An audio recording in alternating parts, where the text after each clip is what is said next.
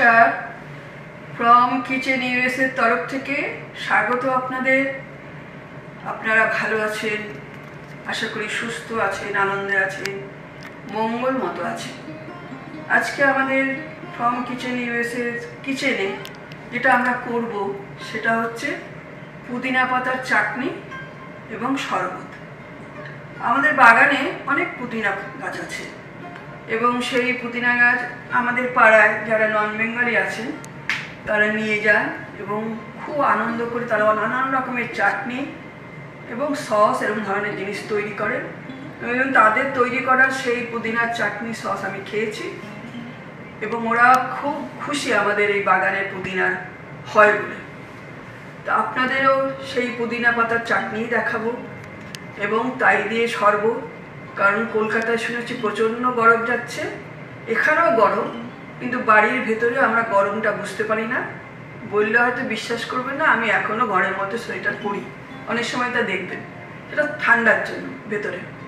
তা সেই গরমের কথা ভেবে আর বাইরে যখন বাগানে কাজ করতে যাই তখন যে গরমটা ফিল করি, সেই জন্য ভাবলাম পুদিনা পাতার চাটনি এবং শরবতটা করি। আপনারা আমার সঙ্গে আমার কিচেনে আসুন, দেখুন আমি কেমন করে সেটা তৈরি করেছি আর আমাদের পুদিনার বাগানেও নিয়ে যাব। এই আমাদের পুদিনার বাগান, আর এই যে ফেন্স আছে, ফেন্সের ওপাশেও আবার একটা বাগান আছে। এই পুদিনার বাগান বা পুদিনা গাছ অমর গাছ, পেরিনিয়াল, প্রত্যেক বছর শীতে মরে যায়, আবার নিজে নিজেই শীত চলে গেলে আসে। জলও দিতে হয় না, সারও দিতে হয় না, একদম বৃষ্টির জলে যা পায় তাতে তারা বেঁচে থাকে এবং অফুরন্ত। পাড়ার লোকেদের খুব উৎসাহ আমাদের এই পুদিনার গাছ নেবার জন্য। নন বেঙ্গলি তো, ওদের পুদিনা প্রতিদিনই দরকার হয়, আর খুব সুন্দর সুন্দর ওরা আচার চাটনি এসব করতে পারে। এই পুদিনার মধ্যে আবার গ্ল্যাডিওলাস ফুল বোধহয় সেগুলো হয়েছে, গত 2 বছর হয়নি, এবার জল টল দিয়েছি, এবার হয়েছে গ্ল্যাডিওলাসটা। এইবার আমার ইচ্ছে হলো পুদিনার অনেকটা চাটনি করে ডিপ ফ্রিজে রেখে দেবো আর কিছুটা প্রতিদিনের খাবারে নেব, কারণ এত গরম এখানেও পড়েছে, ভেতরে বাড়ির মধ্যে বোঝা যায় না যে কতটা গরম, ঠান্ডা লাগে, কিন্তু বাইরে সাংঘাতিক গরম। আর এই যে শব্দটা শুনতে পাচ্ছে, এই শব্দটা হচ্ছে এসি চলে আর ইলেকট্রিক চলে, কী সব যন্ত্রপাতি, এই দেশ তো যন্ত্রপাতির ওপরেই, সব যন্ত্রপাতিগুলো এই পুদিনার গাছের বাগানের পাশেই আছে, তাই এই শব্দটা শোনা যাচ্ছে।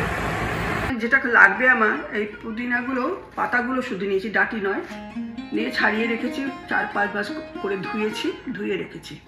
খুব সামান্য উপকরণ লাগবে, মিষ্টি লাগবে যেহেতু চাটনি করব, আর লাগবে সল্ট, 1 টিস্পুন নিয়েছি সল্ট, আর ভাজা মশলা একটু রেড চিলি পাউডার 1 টিস্পুন, কম, আর হলুদ নিয়েছি 1 টিস্পুন, আর এটা হচ্ছে ভাজা মশলা, আর এটা হচ্ছে সর্ষে, আর এটা হচ্ছে তেঁতুল। এই দিয়ে আমি তৈরি করব। এখন আমি এই পুদিনাটাকে আমি এটাতে পেস্ট করব, নিউট্রিবুলেটে পেস্ট করব। পেস্ট করার পরে আপনাদের আবার দেখাচ্ছি। আর যেহেতু গরমকাল, এই পুদিনা পাতা চাটনি যে কোনো জিনিসে যদি একটু দেন ভালো লাগে, শরবত করে খেতে ভালো লাগে, তারপরে কোনো ভাজা খেলে বা ঘুগনি খেলে পুদিনার চাটনি দিলে ভালো লাগে। এবং পুদিনা খুব স্বাস্থ্যকর, পুদিনার মধ্যে ডায়েটারি ফাইবার তো খুব বেশি আছে, তারপরে 1 কিলোতে ক্যালসিয়াম আছে প্রচুর, আর অনেক রকমের জিনিস আছে যেগুলো আমাদের শরীরের পক্ষে ভালো, গরমকালে তো বেশি ভালো। সেই জন্য আমি এই পুদিনা চাটনিটা করছি, আর খাওয়ার টেস্টি এবং খেলে খুব প্রাণ মন একেবারে শান্ত হয়ে যায়, ঠান্ডা হয়ে যায়। গরমকালে বিশেষ করে পুদিনার শরবত খুবই সুন্দর। আমি এখন এগুলো করে দেখাচ্ছি। এইটার মধ্যে আমি এই সর্ষেটা দিয়ে দেবো, সর্ষে আছে আমার 1 টেবিল স্পুন,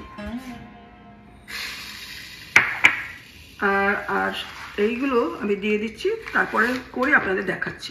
একবারে ধরবে না, আমি 2 বারে করব, এতে কাঁচা লঙ্কাও দেওয়া যায়, কিন্তু পুদিনা চাটনি বেশি ঝাল হলে ভালো লাগবে না, সেই জন্য আমি রেড চিলি পাউডার নিয়েছি খুব কম।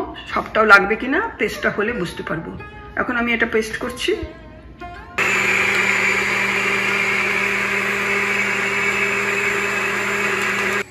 পুদিনা পাতা, সর্ষে, ওই নকুলদানাগুলো ছিল, সল্ট এবং তেঁতুলের কাইটা দিয়ে আমি পেস্ট করেছি। একটু জল জল হয়েছে, এতটা জল জল তো থাকবে না, একটু জল জল হয়েছে, ফুটছে, আর একটু ঘন হবে, সেই জন্য একটু ফুটবে। আর তেলও দিইনি এখনো, যখন এটা ঘন হয়ে আসবে তখন আমি তেল দেব। যখন ঘন হয়ে আসবে তখন তেল দেব, আর ওই যে ভাজা মশলা আছে সেটা দেবো। আর এখন আমি শুকনো লঙ্কার অল্প গুঁড়ো আর একটু হলুদ দিয়ে দিচ্ছি।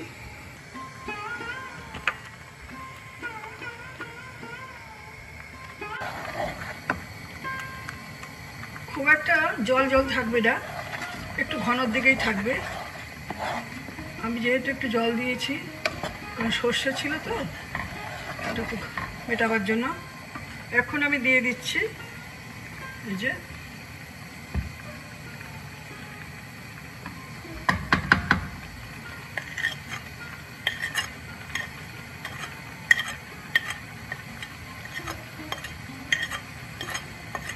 হলুদ, লঙ্কার গুঁড়ো আর সল্ট। ভাজা মশলাটা একটু পরে দেবো, আর তেলটাও দেবো পরে।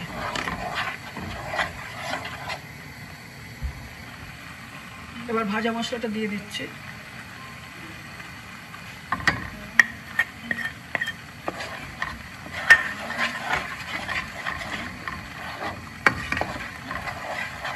সর্ষের তেল দিচ্ছি অল্প, 1 টেবিল স্পুন দেব। ব্যাস,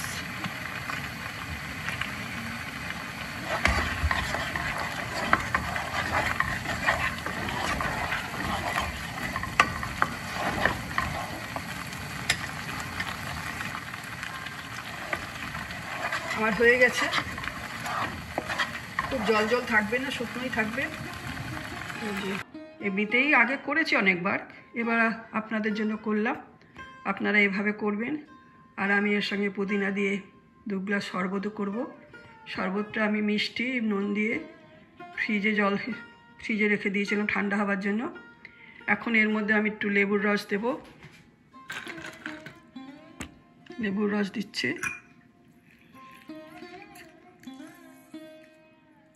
তারপরে দেব হচ্ছে বরফ।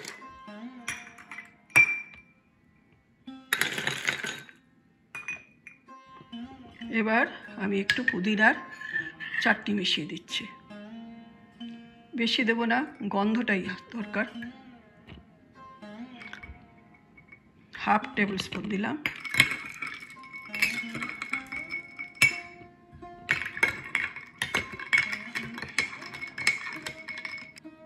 পুদিনার এটা দিয়ে দিলাম।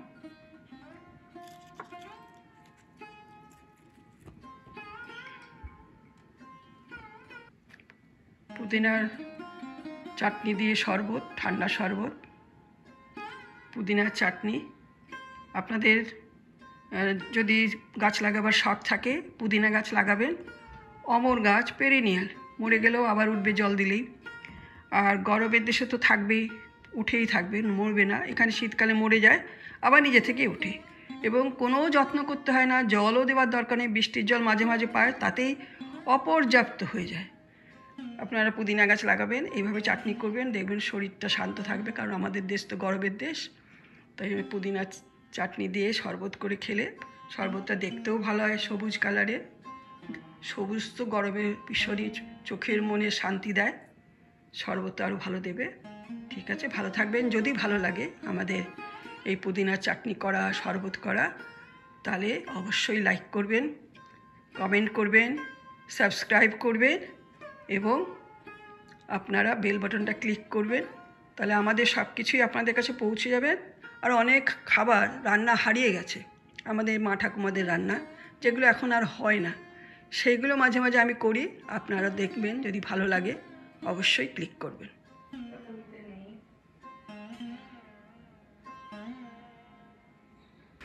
আবার পুদিনা চাটনি হয়ে গেছে, শরবতও হয়েছে, আমরাও ঠান্ডা হয়েছি, আপনারাও নিশ্চয়ই ঠান্ডা হয়েছে। অতএব আমাদের রান্নাঘরের কাজ শেষ। আমরা যেমন আনন্দের সন্ধানে বেরোই আমাদের রান্নার শেষে, এবার আনন্দের সন্ধান তো বটেই, অনেক বেশি আনন্দ। আপনারা শুনলে হয়তো খুশি হবেন, যারা এই 1.5 বছর ধরে আমার সঙ্গে আছেন ফ্রম কিচেন ইউএসের তরফ থেকে। তাদেরকে একটা সুখবর দিই যে আমি লিখি, এখানে এসে আমি লিখি, কারণ আমেরিকাতে যারা অবসর জীবন যাপন করে সেই জীবনটা খুব একটা সুন্দর নয়, একঘেয়ে। কারণ এখানে গাড়ি ছাড়া চলা যায় না, আর আমরা গাড়ি চালাতে শিখে দিই এখানকার নিয়ম অনুযায়ী। অতএব ঘরে বসে থাকা, নিজের মনে থাকা, কিন্তু সেই নিজের মনে থাকা, ঘরে বসে থাকাটা অনেক সময় অসম্ভব ব্যাপারই হয়। যেহেতু আমি টিচার, এখানে আমার মেয়ের বন্ধুরা, বিশেষ করে শুভশ্রী নন্দী আর সুতপা দাস, আমাকে বারে বারে বলেছে আপনি কিছু লিখুন, আপনার এত বড় একটা টিচিং লাইফ গেছে, এত বড় একটা জীবন, আপনি বাড়ি থেকে বাইরে গিয়ে চাকরি করেছেন, সেই নিয়ে আপনি কিছু লিখুন, আমরা জানতে চাই। এখানে যে বিভিন্ন ম্যাগাজিন বেরোয়, পূজারি ম্যাগাজিন বা এমনি ম্যাগাজিন বা ফেসবুক, সেখানে আমি মাঝে মাঝে ওদের কথা অনুযায়ী লিখতাম এবং লজ্জাই পেতাম যে কী লিখি। কিন্তু অনেকে যাদের চিনি না, তারাও যখন এসে বলেছে আপনি লেখেন, আপনার লেখা ভালো লেগেছে, তখন মনে মনে একটু উৎসাহ হয়েছে। এবং রায় মানে শুভশ্রী নন্দী আর সুতপা প্রত্যেক বছর, অম্বরীশ প্রত্যেক বছর আমাকে দিয়ে লিখিয়েছে। তো সেই লেখাগুলো গত 10 বছর 9 বছরে অনেকটা জমেছে। তো ফেসবুকে লেখা বা খাতায় লেখা, আমার বয়স হয়েছে, যে কোনো দিনই আমি চলে যেতে পারি, তো এই লেখাগুলো হারিয়ে যাবে। যে কোনো একটা জিনিস কোনো একটু মনে করে লিখেছিলাম, সেই জিনিসটা হারিয়ে যাবে। তাই ভাবলাম এই জিনিসটাকে পাবলিশ করে যাই এবং ছাপিয়ে রেখে যাই, কেউ না কেউ পড়বে, কারোর না কারোর কাছে থাকবে, সেটাই আমার পাওনা। সেই লিখেছি, আর সেই বইটা আজকে পাবলিশ হয়েছে। আমাকে পাবলিশার জানালো পাবলিশ হয়েছে, এবং কলকাতায় আমার যে সমস্ত রিলেটিভরা আছে তাদের কাছে বইগুলো গেছে। তাই ভাবলাম সেই আনন্দের খবরটা, সংবাদটা আপনাদের সঙ্গে শেয়ার করি। আপনাদের দেখাচ্ছি, আমার বইয়ের নাম হচ্ছে তর্পণ। আমার বাবা স্বাধীনতা সংগ্রামী ছিলেন। তিনি যখন সংসার শুরু করেছিলেন সেটা অনেক বয়সে, বেশিরভাগ সময়টা তার কারাগারেই কেটেছে। তখন সবসময় বলতেন আমার জীবনটা উপন্যাস হতো। তখন ছোট ছিলাম, বুঝিনি, কিন্তু মনের কোনায় কথাটা ছিল। সেই জন্য যে গল্পগুলো শুরু করেছি আমার বাবার জীবনের ছায়া নিয়ে শুরু করেছি। আর এখানে আমার দীর্ঘ টিচারের জীবনে যে সমস্ত বন্ধু বান্ধবদের সঙ্গে মিলেছিলাম, শৈশবে যে সমস্ত বন্ধু আমার ছিল, যে কোনো কারণে তাদের কাছ থেকে যে কোনো জিনিস শিখেছি, সেইগুলোই আমার গল্পের মাধ্যমে ছায়া হয়ে এসছে। আপনারা পড়বেন, আপনাদের লিঙ্ক দিয়ে দেবো পাবলিশার দিলে, তখন কিনে পড়বেন। আমি খুব খুশি হব, আবার আনন্দ হবে যে আমার বই কেউ পড়েছে, কেউ ভেবেছে, কেউ দেখেছে। অতএব আপনাদের কাছে রিকোয়েস্ট রইল, যদি আমাদের এই চ্যানেলের এই কাজ, আমার এই কথাটা আপনাদের ভালো লাগে, শেয়ার করবেন, লাইক দেবেন, অবশ্যই কমেন্ট করবেন, সাবস্ক্রাইব করবেন, বেল বাটনটা ক্লিক করবেন। তাহলে আমার লেখা বা আমার রান্না সবই আপনাদের কাছে পৌঁছে যাবে। আর আমি জানি সমস্ত বিশ্বব্যাপী আমার স্টুডেন্টরা আছে, তারা খুব খুশি হবে আমার লেখাতে বা লেখা পড়ে। ঠিক আছে, আজকে শেষ করি, আনন্দ নিয়েই। ভালো থাকবেন।